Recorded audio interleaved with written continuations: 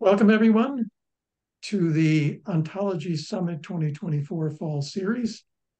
The topic for this series is ontologies and large language models, related but different. And today is November 8th, 2023. And we have three speakers in two parts. And I will hand it over now to our session chair, Mike Bennett, who will introduce our speakers.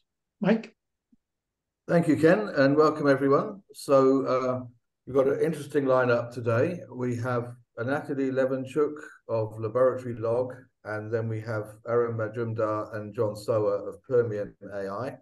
So we're going to anticipate a lot of debate here, so we're looking for each speaker to talk for about 20-25 minutes, so we got time at the end, because what we're doing is we've seen various different perspectives over the last few weeks of what LLMs do or don't do, and some interesting architectures for applications that use LLMs and ontologies, or LLMs and knowledge graphs in different ways and different combinations. And on today's talk, we're going to have a couple of deep dive presentations to tease out some of the interesting challenges and issues with these different kinds of architecture. So our first speaker is Anatoly Levenchuk of Laboratory Log. Anatoly's been working in ontology since 1980. He's science head at Assistant, which is a school in engineering and management, and he's authored several textbooks on systems thinking and engineering and methodology and so on, and has a blog called Laboratory Log in Russian. And Anatoly will be talking about the styles of definitions for large language models and a framework for LLMs and knowledge graphs working together. So without further ado, I will hand you on to Anatoly, and please go ahead. Thank you. Thank you. I'm Anatoly Levenchuk from not from a laboratory blog. This is only my blog, but from Assistant. And we have about 120 students that study management and engineering. And in their course, they have ontology course, and I will touch this slightly in my presentation. And my organization is Assistant. And then I want to show you my opinion, what can be in ontology engineering field when we have not only knowledge graphs as a representations of ontology, but large language models as representations of ontology too, but in slightly another form, in cognitive architectures that gather them together. For the first, this is 4E cognition notion. And this is standard embodied, embedded, extended, enacted cognition. And if we speak about some kind of models, some kind of representations, some kind of descriptions, we always should be asking questions. Who is compute all this? Who is interpret? Who is the role? What's the pragma of it? And we have this enactive cognition. Purpose of cognition is support of an action. And it should be some kind of physical device, like ontologist, or engineer, or politician, or anybody. And maybe this will be people, maybe organizations, maybe artificial intelligence, maybe robot, and should be somebody that asking all these ontology questions, what is in the world. And then the reference to cognitive architecture that refers to the theory and structure of the human mind and computational instantiation of such a theory used in fields of artificial intelligence. And this is robot mind. And all this is about intelligence both natural and non-natural, artificial. And when we speak about ontology, we speak about intelligence, about cognition and cognitive architectures. And then I go to the communique of Ontology Summit 2020. And when we speak about knowledge graph, we speak about knowledge graph schema, knowledge graph architecture, and knowledge graph system. And in Communique, they speak that you cannot support sufficient detailed description of knowledge graph topic, ontology of knowledge graph, and ontology of ontology. When you're not speaking about knowledge graph separately from knowledge graph schema, knowledge graph architecture, and knowledge graph system. When we speak about large language model, I suggest the same thing. For the first, we can speak about multimodal large language model, and this is means that everything is text and video, audio, and even touching, sensation. All this is text, and we have multimodal large language models. And language, this is in every model. This is semiotics, semantics, and this is multimodal large language model. Not only text in letters. And there is no schema in large language model, but meaning is specified, and meaning is in use. In words, in large language models, this is in tokens. And so the smallest tokens, for example, for text is letter and is tools and instruments. And you see in my slides a link to the work that refer to Wittgenstein and Charles Peirce works. Meaning is in use. And this is also meaning in large language models, not meaning only in knowledge graphs. And then I suggest to speak about large language model architecture. And graph of thoughts or student-teacher architectures is a combination of scalable technology, specifications, and data cultures, the same definition that is to knowledge graph architectures. That is also a combination of scalable technology, specifications, and data cultures for representing densely interconnected statement derived, and the same scene, the same style of definition I take for large language models from Communique of Ontology Summit 2020 about knowledge graphs. And then systems like ChatGPT, or I prefer Chat LLM, is a LLM architecture with a collection of LLMs. And this is the same definition like knowledge graph system is a knowledge graph architecture with a collection of knowledge graphs. And knowledge graphs and large language models, along with other types of monoparadigm, for example, knowledge graphs, and large language models, and maybe some kind of pictographical representations, physical models, all these systems that represent ontologies in different form can be supported by multi-paradigm cognitive architectures, with all of them incorporated in some kind of computing device, for example, in human mind, or artificial intelligence data center, or in some kind of another form of computing device.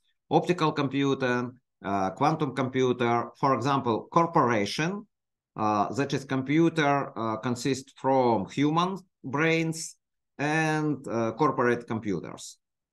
And we can speak about different knowledge representations in all these computer architectures, like cognitive architectures. And then cognition. cognition, this is creativity, process of creativity. And I suggest specific roles for ontology in form of large language model representation and in knowledge graph. For example, generative artificial intelligence, this is stem from generative models, and large language models, this is generative model, and knowledge graph, this is discriminative model. And in Popperian knowledge and evolution, we have a cycle of cognition. When we tell guesses telling from the noise intuitively, and this is dirty guesses. And after this, we remember these new guesses, and we need memory. And these guesses should be criticized from the point of logic, and we should formalize these guesses to something more formal and have inference there. And knowledge graph is very good representations for these critics. And this is discriminative model for classification tasks mainly. And then we can suggest experiments for comparison of survived guesses. And these experiments go to this 4E for physical world. And then take victorious guess seriously. This means that we should take this guess as a base for our action. And when we speak about ontology, you see the usual picture from large language models in video modality. And this is ontology is an area of inquiry, asks what is there. And you see this world with some kind of objects and not very good borders of these objects and relations and name of these objects. And after this, we have different guesses, critics memorizing of good guesses, maybe collective work of cognition, when some agents better in guessing, another better in critics, and several agents better in activity. And we have collective cognition and collective action. And all this is evolution of knowledge. And my suggestion is have different level of formality and different architectures inside this knowledge architecture, cognition architecture. LLM for generative model and knowledge graph for discriminative model. And then we can have usual ontology levels. And this is 5. I suggest mostly 5, but it can be 6, it can be 4. Usual school of thought suggests different form of these ontology levels. This is world modeling levels. And I suggest that upper levels may be modeled by LLMs and have based in Wittgenstein understanding of meaning, that meaning is use, meaning of every notion. This is some kind of pattern then that we can discover in the world, and this is very fuzzy pattern. John Sowa takes this that every ontology should be determined, defined, and not very exact. It should be some kind of fuzziness in it. But this is not fuzziness, but some kind of holographic representations. This is not fuzzy. This is some kind of neural network representation. And I suggest specifically this term.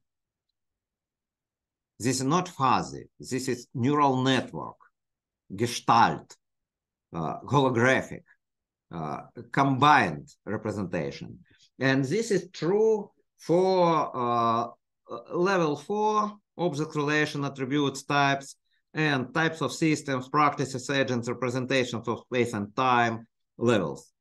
But when we go to the middle ontology, it should be criticized and should be the base for inference. And we need precisely form of formality. And then we can suggest, for example, tables.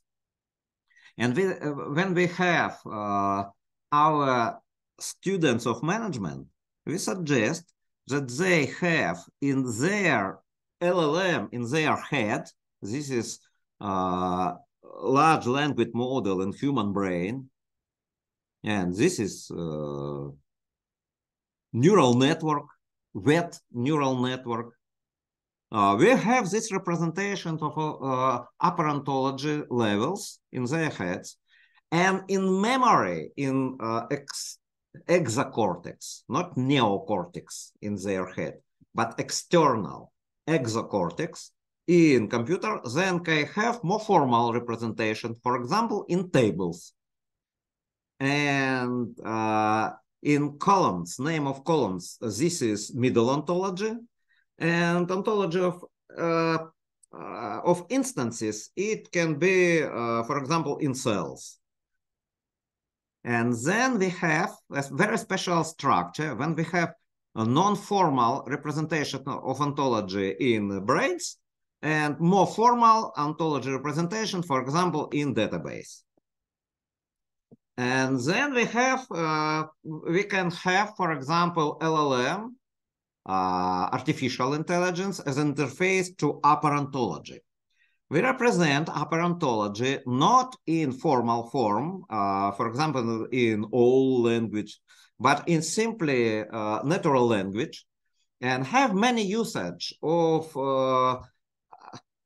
notions of time, space, relations, objects, ontology as a domain. And we have such a courses like a textbooks. And then we can have interface to asking questions about this upper level ontology. And we have students that study these courses and have a system. For example, what is systems engineering? And if you ask it in Russian, you will have an answer in Russian. But if you have asking in English, what is systems engineering, you can have asking a Russian text about what is it, системная инженерия. After this translation inside cognitive architecture of LLM, this LLM is ChatGPT Turbo GPT 3.5 Turbo. This is the engine behind this machinery. And answer will be in English. And then we can remember about more fuzzy notion of ontology from talk of Deborah McGuinness, and this is her work of 23. And catalog, terms of glossary, this is a more fuzzy form of knowledge representation. LLM is somewhere here. But this is generative form of model. And in Deborah McGuinness, this is discriminative model, only to classification. And we have left part of this spectrum of complexity, of ontology complexity. Somewhere here we have LLM, and we can ask LLM the same way that we ask knowledge graph about this. And after this, we can suggest that LLM system, this is opinion of Andrei Karpasy, this is functionally is future operating system. And knowledge graph, this is one of the components that can be, with knowledge graph inference, called from this operating system. And operating system, future operating system, is working in another level of formality, but this is with ontology, with understanding of the world, with the model of the world. You can ask it about the world. You can ask it the same way that you can ask ontologist. And take an answer and have a formality answer that you can simply prove with some kind of prover, and you can have the same cognition that you have now with live ontologists. But this is a new time when we have such an ontologist in form of LLM systems. And this is all. Thank you.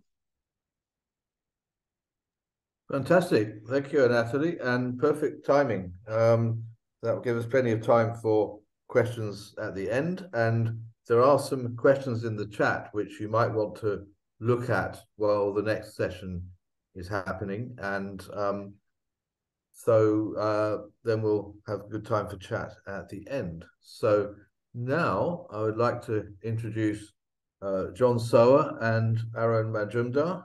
And I believe, John, you'll be going first. This is a joint presentation. So John Sowa needs no introduction. So John, we've all known for a long time. He wrote the book on knowledge representation, something that many of us took and started, in my case, started our careers in ontology from working from all of that stuff. So John's going to talk about LLMs, and they can't do reasoning by themselves, but what are the ways we can do things? I'm not going to try and even summarize how you deal with all that. I think, John, just hand it straight to you. I believe we just need to get you to share your screen, and then you're up. Okay, what do I do to make my screen the main screen? What button do I push? There's a green button in the middle at the bottom that says share screen. If you press that, it should give you. Okay, share screen. Okay, I pushed that. Yeah. Yes. Probably give you a dialogue because you'll have to close down. Okay, now, okay. There we go. Okay, all right. So I will now Control L. Trying to make this thing I'm trying to fill this entire screen. Okay, cool. There. Yeah. So I'm going to talk about the issues of trusted AI, of having ways of using LLMs and all the other technology. In fact, all the kinds of technology that have been developed for computer science, artificial intelligence, and any kind of applications for the past over 60 years. And for that, we need to have methods for doing reasoning, and I'm recommending diagrammatic reasoning that combines conceptual graphs and a variety of other kinds of graphic notations together with LLMs and all the open-ended variety of computations that anybody and everybody has developed over the many years. So the point, the first summary says that language models cannot do any reasoning by themselves, but they can often find and apply reasoning patterns that they find in the vast resources of the World Web. And the Permion methods, Permion.ai is a company that Arun and I belong to. And They use LLMs for what they do best, but we combine them with an open-ended variety of other techniques. And I'm going to talk a little bit about that. And then Arun will spend the last 10 minutes of my talk giving some slides and demos of what Permian is doing. The first thing, now let's see, this I maximized it to be the whole thing, but unfortunately, I can't read my own titles because it's covered by some of this stuff that limitations. Yeah.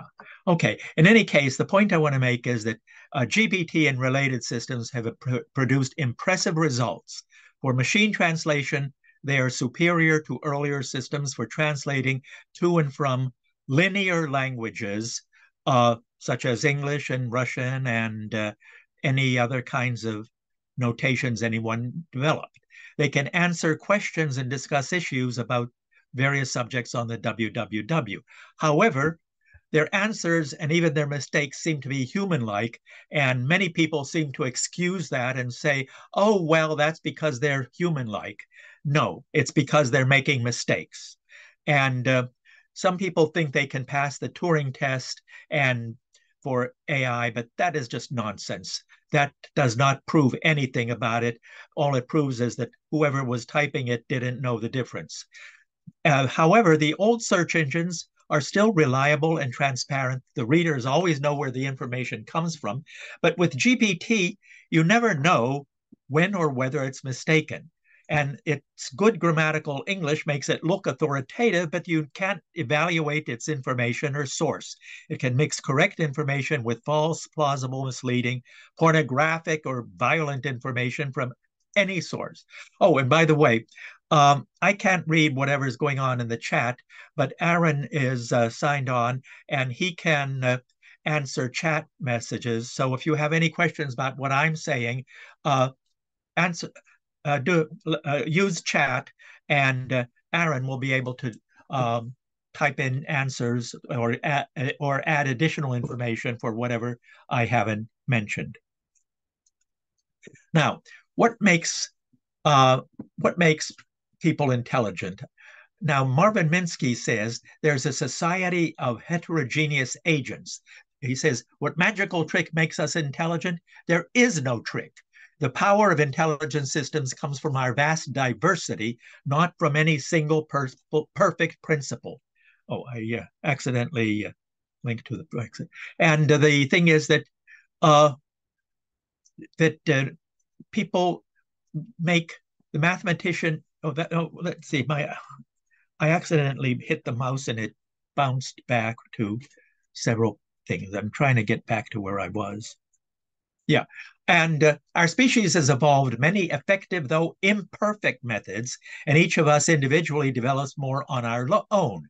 And our very few of our actions come to depend on any single mechanisms. Instead, they emerge from conflicts and negotiations among societies of processes that constantly challenge one another.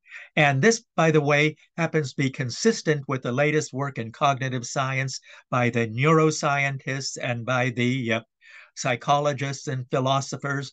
They all agree that there's an enormous number of different ways of thinking. And just what thinking in language is just one of them. Now, it happens to be a very important method, but it's limited to linear thought in a limited set of words. It's not the open-ended family of reasoning that people have. People have an immense number of reasoning methods, and language is just one among them. And language models, large language models, no matter how big they are limited just to that one simple kind of thinking. It's very important, but it's only one among an enormous range of ways of thinking. And Paul Helmholtz, a mathematician, he was a former president of the American Mathematical Society. He said that mathematics is never deductive in its creation. The mathematician at work makes vague guesses, visualizes broad generalizations, and jumps to unwarranted conclusions. They arrange and rearrange ideas, become convinced of the truth long before they can write down a logical proof. People, mathematicians even, imagine these things, and they don't imagine them in terms of words. They imagine them in terms of an open-ended variety of thoughts. In fact, Albert Einstein, a mathematical physicist, said, "The words or the language as they are written or spoken do not seem to play any role in my mechanism of thought." In other words, he does not think in language. The cyclical entities which seem to serve as elements of thought are signs and more or less clear images which can be voluntarily reproduced and combined. These elements are in any case of visual and some of muscular type. Conventional words or other signs have to be sought for laboriously only in a secondary stage. So this means that even the mathematical signs, like of the various kinds, various kinds of equations and symbols, even those are not the primary methods of mathematical thinking. And that has also been borne out by a huge amount of research in cognitive science. And one of the things that happens is that a very large proportion of the thinking that people do when they're doing mathematics is done by the cerebellum. It's this tiny little piece that makes up 10% of the total volume of the brain, but it has about 4 or 5 times as many neurons than the cerebrum. The cerebrum, or the cerebral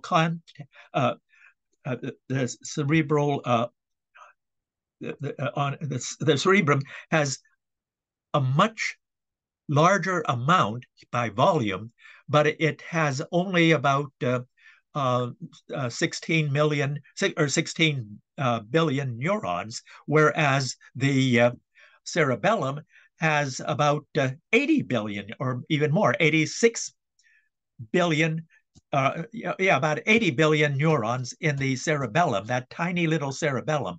And they're very specialized for very high-speed computation. So the cerebellum is the real computational unit, and in effect, it's the graphics processing unit, or GPU, of the human brain. It's nothing that happens in the cerebellum is conscious, but it is the real workhorse that's doing the huge amount of computation. So when we talk about LLMs, they're doing the stuff in the cerebral cortex. That's the very large piece of the brain, but they're only using a small part of that part of the brain, and they're only using it for language. So anything done with LLMs, you think of that as being one small but important part of the brain.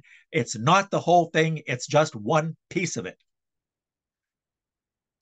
And on the next slide is a picture of the brain, and it just shows how complex the brain is. And even for language, the work done in language is scattered all over the entire cerebral context. There is that light green part is Wernicke's area. That's the area that does the language understanding part. And then the purple part is Broca's area that does the language generation. And the entire remainder of the brain is scattered all over. Everything you're thinking about and talking about is scattered all over. And the language is only one important part of the brain. It's not the whole thing. And this is another diagram that shows the various parts of the brain and how they're interconnected. The colors are keyed to the previous picture, and it shows that there are these long distance connections among the various parts of the brain, and the blue boxes represent the areas in the frontal lobe. That's a very important part for intention in complex thought. The yellow area, that's the parietal lobe, where there's all these dyadic combinations. And then there's a light green for Wernicke's area. And all of this information from these long distance connections, they go to the muscle control, which runs that. And also the cerebellum down there is very important for linking to the primary motor context and the muscles, but it also has links to all these other areas as well. So there's a very large amount of work that's going on, and the cognitive scientists have done an immense amount of work. So when a lot of these, there was one of these talks in a previous session that said, "Oh well, the cognitive science don't really know that much about it. There's just lots of discussion." And the answer is they know immensely more about it than any of these AI people know. And there are many AI people who have indeed studied cognitive science, but the point is that this is huge. LLMs are small, important but small, but the rest of the brain is huge. And the point I want to mention about is the work that we were doing in cognitive memory. This was a key component of our VivoMind technology. This is the company that Arun and I had been developing between 2000 and 2010. And we had done some very, very important kind of work there. And the one point is that cognitive memory was this component of the old VivoMind technology. The new technology is a totally new method of doing roughly the same thing plus a lot more. One thing, but I'll discuss cognitive memory because I want to have some examples from that. It does approximate pattern matching for analogies and metaphors. It's associative storage and retrieval of graphs in log n time. It does the reasoning in terms of graphs, not in terms of a linear notation. The graphs have a lot more mapping, a potential for more complex mappings than you can with just a linear notation. They as I said, they've been replaced by the more general methods for Permion. Now, the analogies can support informal diagrammatic reasoning. We have large volumes of conceptual graphs that can be accessed in logarithmic time. Any new case can be matched to related cases in long-term memory, and close matches are ranked by a measure of semantic distance. And the CGs can do everything. They do graphics, they do language, they do everything, but the linear languages are the linear form that's not quite as flexible as the graphic form. And the formal reasoning is done based on a disciplined use of analogy. Induction, deduction, and abduction are the three precise methods that can give you formal mathematical precision. They can also give you informal approximate reasoning. And that is a very important point to mention. Far more powerful than you can get with just LLMs. And pardon, we're running close. 5 okay. minutes. Well, I'll just mention the VivoMind had high-speed associative memory that's been replaced, and I want to mention something about about the two applications. This application was one for chemistry applications, in which the problem was to analyze research reports in chemistry and to put the information in a table that is shown here. And notice all these complex chemical things. LLMs won't do anything for those. It just is hopelessly incapable of doing it. With the old system, there was a competition with 12 natural language processing systems, and VivoMind got 96% of the entries correct. That was the best score.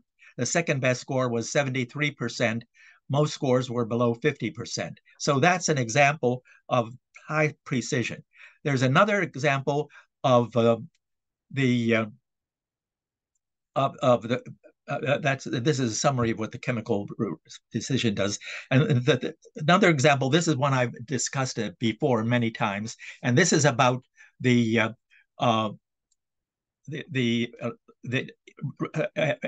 legacy reengineering project. And this is one that was that one of these consulting firms, Accenture, estimated would take about 20 people for 2 years. That's 40, about 20 people for 20 people, 40, I think 40 people for 2 years. That would be 80 person years of work. And what happened is that Arun and Andre Leclerc solved this problem using the old VivoMind system. There's more that you can read. It's a complex sort of thing.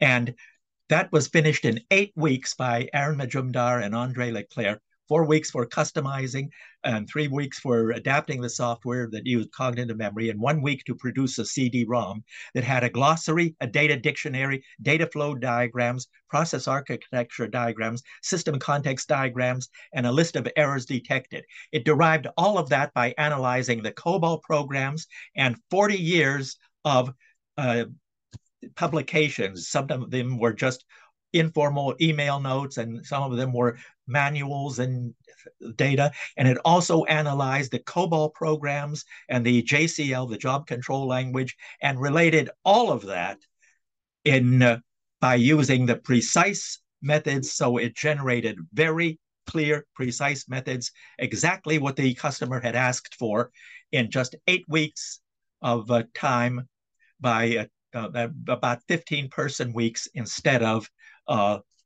that huge problem, that huge amount. And the last slide mentions, oh yeah, there's more that this goes through. You can read all this itself, a huge amount.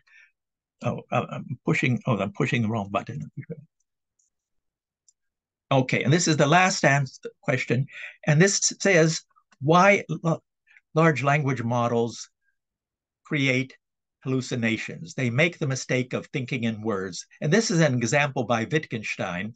And I'll just mention this. Wittgenstein had this riddle that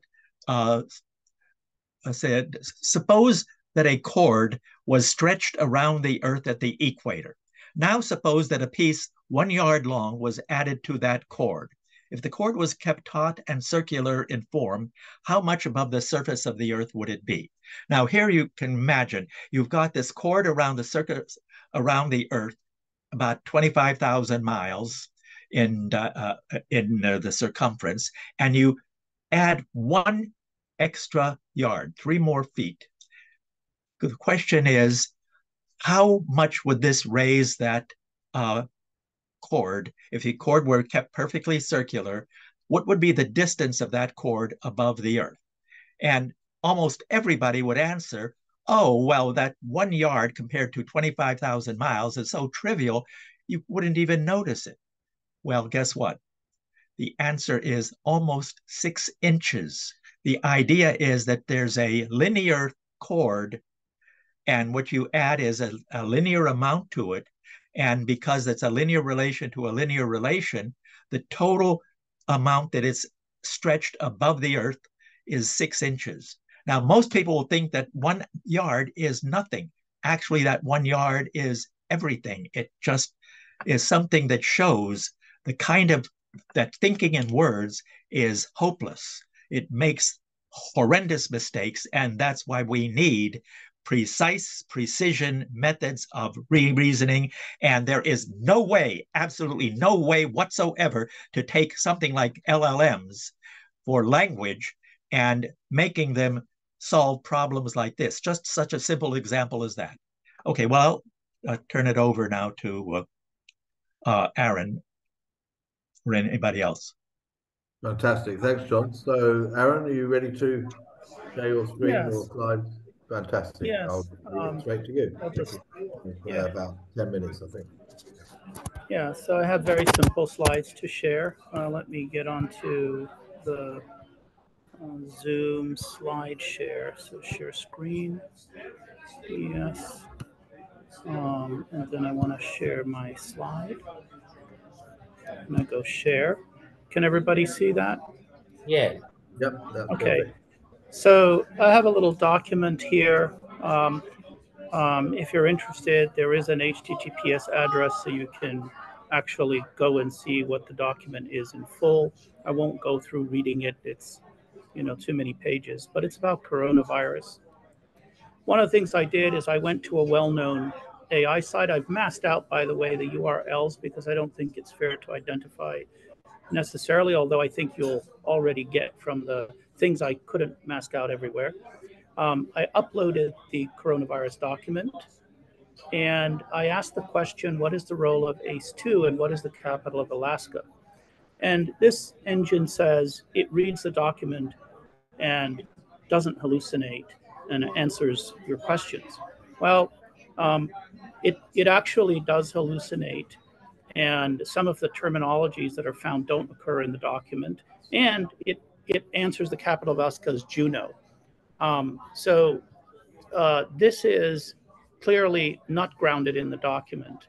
And if you look at our answer in our engine on the same document, it will tell you that there's nothing for what is the capital of Alaska, but it will answer.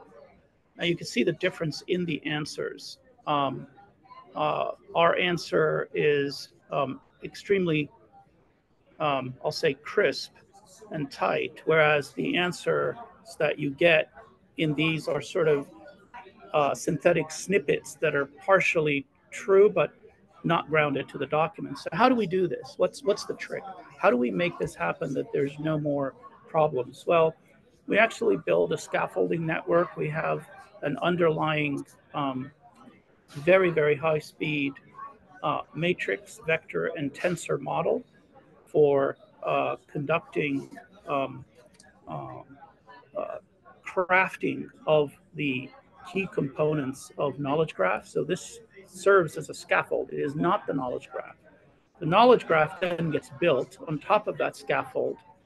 And of course, once you have that, you then can do reasoning. And so I really, these are all the slides that I wanted to share. And I wanted to open this up for a little bit of Q&A because I could go on with many, many examples of where LLMs fail. But what happens is with these knowledge graphs and with the scaffolding, it becomes a surrogate model that restricts the LLM down to such tiny, tiny constraints that it zooms in and focuses only on the questions, and it cannot answer a question that basically doesn't occur in the source material. And I could have a corpus here of, I don't know, 2,000-3,000 documents, and that starts to become even more important because now you're doing much larger scale of exploration. So you don't want those hallucinations because they can lead you astray. Thanks. Questions? Thank you, Arun. And I have one question, but then I should mention we told Anatoly we're leaving all questions to the end, so this will be joint question and answers. I'm going to ask my one question because it's a very simple one, and then if we can proceed by raising hands as Ravi and Todd have just done, and also have a look in the chat. So what is the capital of Alaska? It says Juneau in the online Yeah, but I couldn't AI tell engine. whether that's right or wrong because many of us here are from the United States of America. It seemed to be either important that it was right or important that it was wrong, but we do not know. Well, it's actually halfway because the capital of Alaska is actually changing. At the time the LLM was trained, and that's a good question, the capital of Alaska was Juneau. Now the capital of Alaska may be moved to another city. So that's the answer. I wasn't sure because many US states have a capital that's not the biggest well-known city in that state, and many of us are not from the United States, so we don't automatically know that that was the right or wrong or historical answer. So thank you.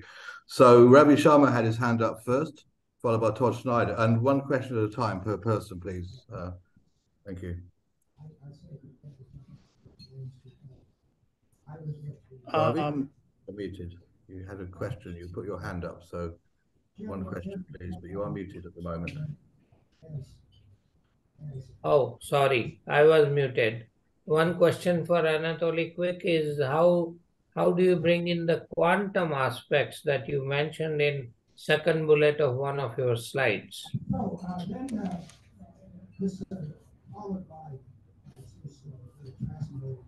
Anatoly? Yeah. This is a very interesting question because, as I understand, very few people understand what is quantum now. Quantum, this is about resolution. We have continuous representation, like in mathematical functions in differential calculus, for example. And we can quantum representation when we have only several points that we can speak about.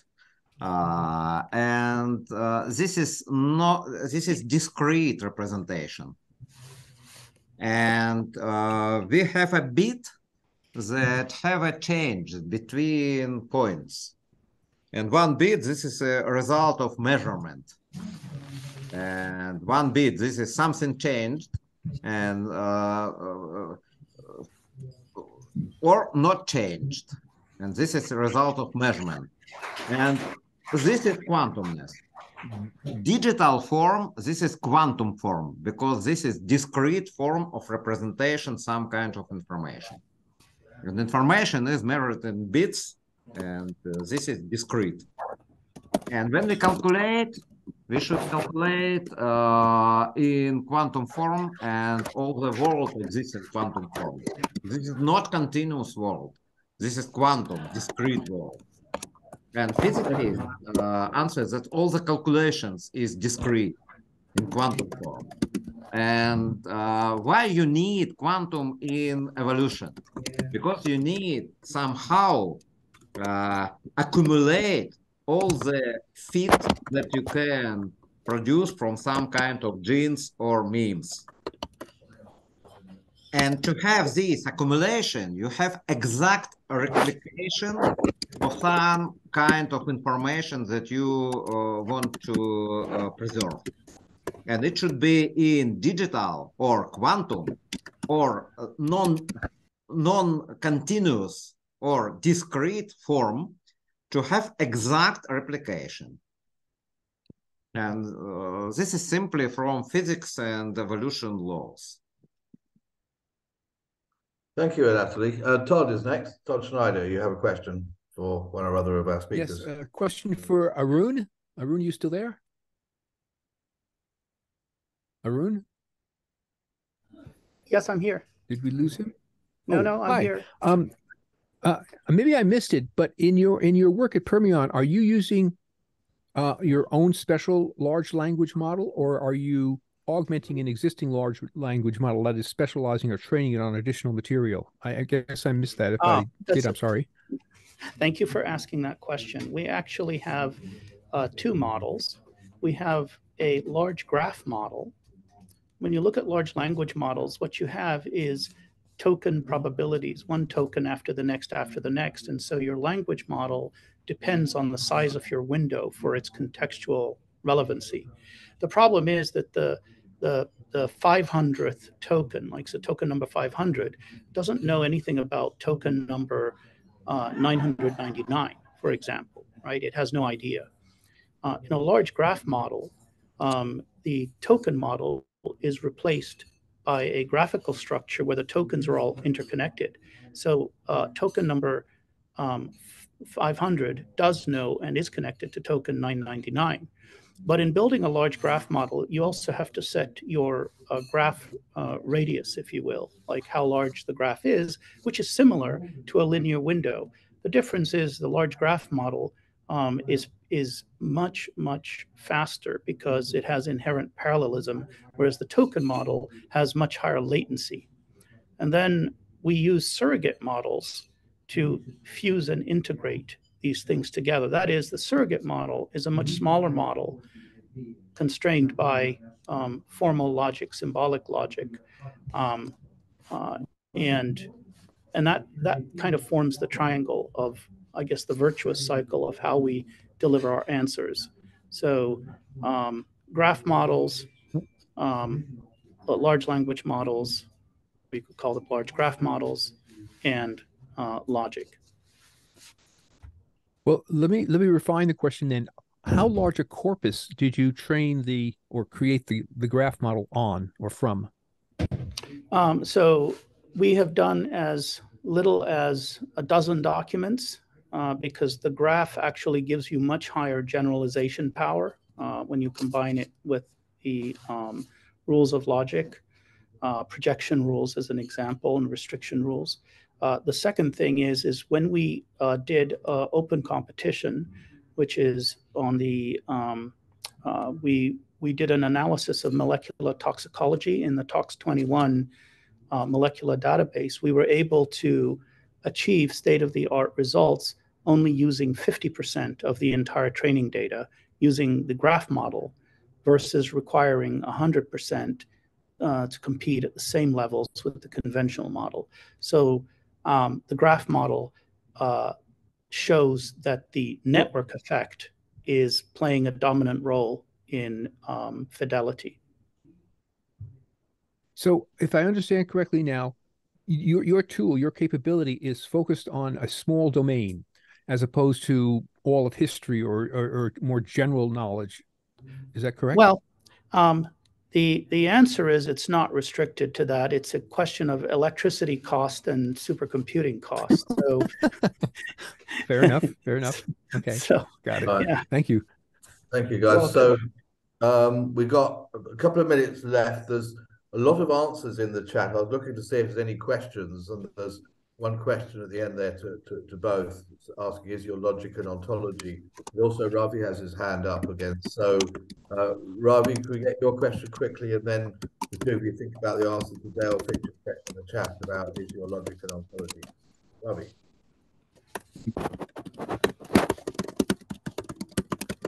You're still muted. And Arun, could you mute when you're not speaking, please? Because you've got a lot of background noise. It might be. Sorry. The question is for John and Arun. Mathematics is rooted in, I thought, metaphysics and philosophy, but you say something else on your slides. Oh, where by mathematics, we mean everything, every imaginable kind of mathematics that has been developed, and the infinity of possible theories that may be developed in the future or may not. And the point is that mathematics gives you the option of precision reasoning. It also gives you various methods of approximation, and you can use approximation in which you can have exact error bounds. So when you're doing anything with mathematics, you're doing everything. And as far as logic, we're using conceptual graphs, which are much more general than knowledge graphs. Knowledge graphs are usually fairly simple, but we can represent any kind of knowledge graphs, but they also can represent the full expressive power of common logic, which is a superset of all the notations used for the semantic web. And also we have the extension for going to meta language, and with meta language you can also do modal logic and an open-ended variety of other kinds of logics that you might want to define. All of that is supported.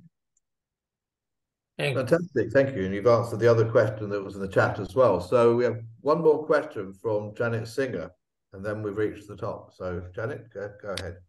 Yes, I wanted to ask John and Arun about 4E cognition. So John was emphasizing different brain areas, but it seems like moving to a 4E model is really what's called for in the era of human-machine teaming, and each of us being extensions of the cognition capabilities of the other between the humans and machines. So are you considering folding the 4E approach into your work? Well, one thing that we're doing is we have a logic that is very general, so it can support 4E, it can support anything. But the one thing we are very interested in doing, and we're really wanting to support, is the full support of human cognition. And we know that that's not going to be done for a long, long time. And so in effect, we want to represent any version of logic anybody might happen to come up with. And one of the things that we do like very much is the work that is done for the standardizing on common logic as a general method for for everything, plus common logic, plus meta logic. That gives you a very rich knowledge. So yeah, we'll support anything as a subset. Fantastic. Thank you, John. Thank you, everyone. And so just remains to thank our speakers, Anatoly Levenchuk and John Sowa and Arun Majumdar, for very perceptive talks and taking us through the paces of all the different questions and things to think about and things to bring together. So thank you all very much. And we'll be back next week for, I believe it's our synthesis session, I think, but I'll hand you back to Ken to explain that and wrap things up. So thank you all, and over to Ken. Yeah, thanks to everyone. Next week is our final meeting of the fall series. And this is going to be a discussion and synthesis. So I hope everyone will attend and make your suggestions. We're eager to hear what people's, what your impressions are of the series.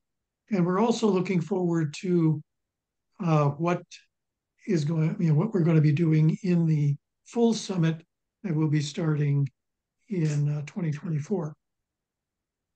So hope everyone can come next week.